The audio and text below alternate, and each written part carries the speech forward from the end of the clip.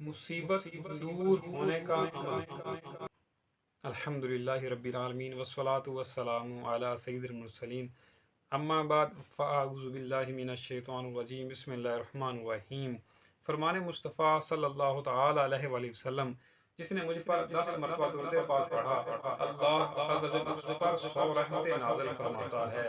سبحان اللہ، صلو علی الحبیب صلی اللہ علی محمد صلی اللہ علیہ وآلہ وسلم۔ مصیبتیں دور ہونے کا عمل۔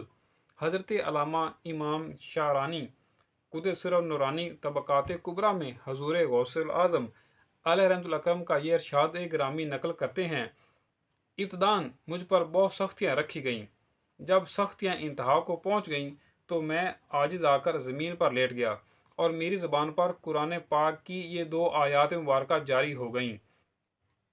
بسم اللہ الرحمن الرحیم، فَإِنَّ مَعَ الْعُسْرِ يُسْرًا إِنَّ مَعَ الْعُسْرِ يُسْرًا۔ صدق اللہ العظیم۔ ترجمہ کنز ایمان، تو بے شک دشواری کے ساتھ آسانی ہے، بے شک دشواری کے ساتھ آسانی ہے۔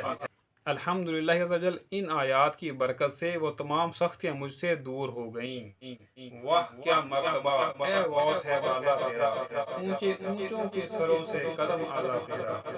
تو میٹھے میرے اسلام بھائی، پتہ یہ چلا کہ جب بھی کوئی پریشانی ہو، کوئی مصیبت وغیرہ آ جائے تو ہمیں چاہیے کہ ہم یہ بھی قرآن پاک کی جو پارہ 30 سورہ علم نشرح جو ہے اس کی 5ویں اور 6ٹھی آیت کو ہم پڑھا کریں، اور انشاءاللہ عز و جل اس کی کثرت کرتے رہیں گے تو جو بھی پریشانی یا مصیبت ہوگی تو اللہ تعالیٰ کے فضل سے وہ دور ہو جائے گی۔